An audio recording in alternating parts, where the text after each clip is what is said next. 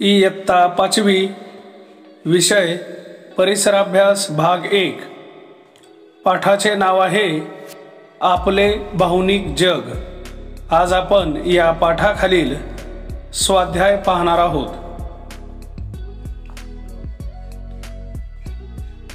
यातील प्रश्न 1 रिकाम्या जागी योग्य शब्द लिहा। यातील प्रश्न अ माणूस विचारक्षम असतो तसाच तो टिंबटिंब असतो।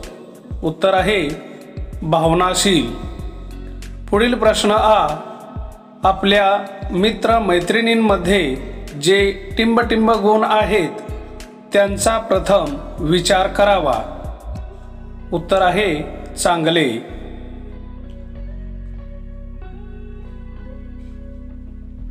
प्रश्न 2 पुढील प्रश्नांची एका वाक्यात उत्तरे लिहा। यातील प्रश्न अ व्यक्तिमत्व संतुलित कसे बनते। उत्तर भावनांचा योग्य मेळ घातल्यामुळे आपले व्यक्तिमत्व संतुलित बनते। प्रश्न आ समंजसपणा व सहकार्याची वृत्ती कशामुळे कमी होते।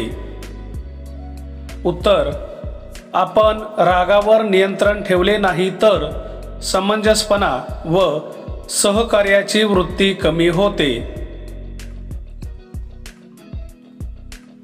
प्रश्न ई आपल्या स्वभावातील दोषांची जाणीव झाल्यानंतर आपण काय केले पाहिजे।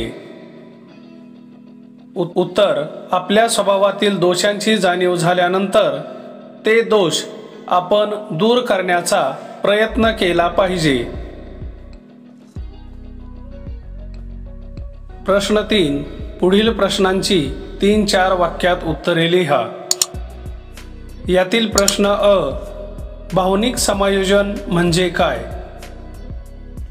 उत्तर 1 माणूस विचारक्षम असतो तसाच तो भावनाशीलही असतो। 2 विचारीपणाने भावनांना आवरता येते, त्यांच्यावर संयम ठेवता येतो। 3 अशा रीतीने भावनांवर नियंत्रण ठेवणे।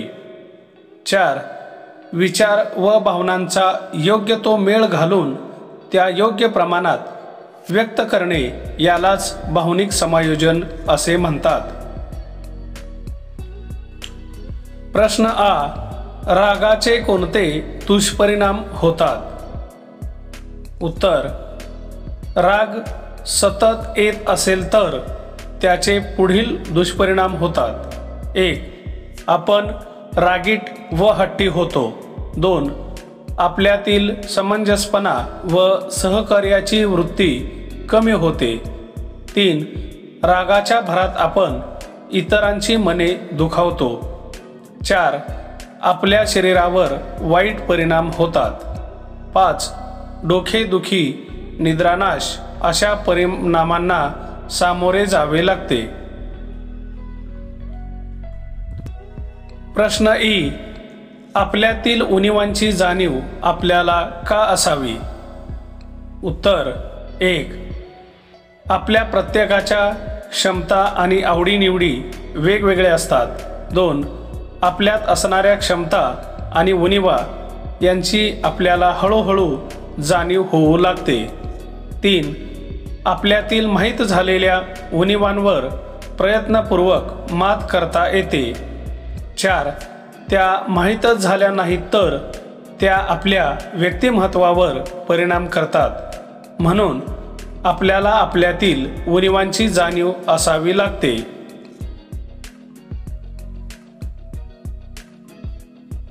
प्रश्न 4 तुम्हाला काय वाटते ते लिहा।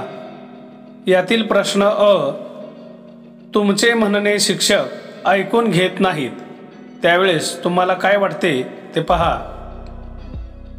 उत्तर मी थोडा निराश झालो, मला शिक्षकांचा थोडा रागही आला। प्रश्न आ घरातील निर्णय घेताना आई बाबा तुम्हालाही विचारतात, उत्तर: मला बरे वाटते.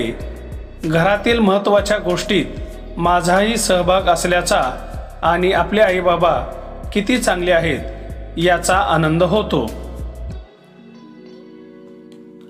प्रश्न ई. मित्राला मोठे बक्षीस मिळाले. उत्तर: मला मित्राचा मोठा अभिमान वाटतो. असा मित्र मला लाभल्याचा आनंद होतो. पुढील प्रश्न ई. वर्गातील मुले तुमचे कौतुक करतात. उत्तर: मला खूप आनंद वाटतो. कौतुक करणारे मित्र मला मिळाले याचा अभिमानही वाटतो. पुढील प्रश्न उ. रोहनने वर्गात तुमचा अपमान केला. उत्तर: मला त्याचा राग येऊन मी त्याच्याशी बोलेनासा झालो. रोहनसारख्या चांगल्या मुलाने असे वर्तन करावे याचे आश्चर्यही वाटले.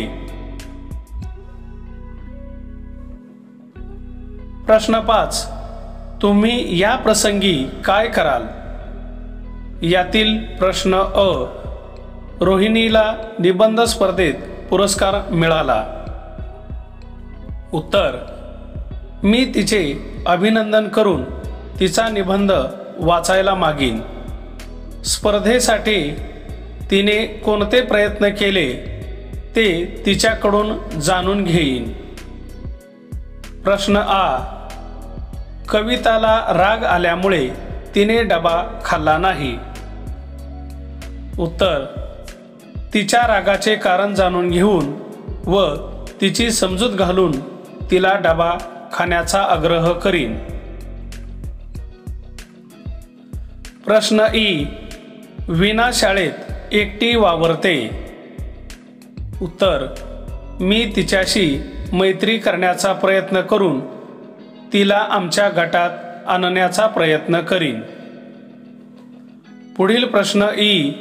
मकरंद म्हणतो, माझा स्वभावच हट्टी आहे. उत्तर: आपल्या स्वभावात प्रयत्नपूर्वक बदल करण्याचा सल्ला देताना हट्टी स्वभावाचे कोणते दुष्परिणाम होतात हे मी त्याला पटवून देईन.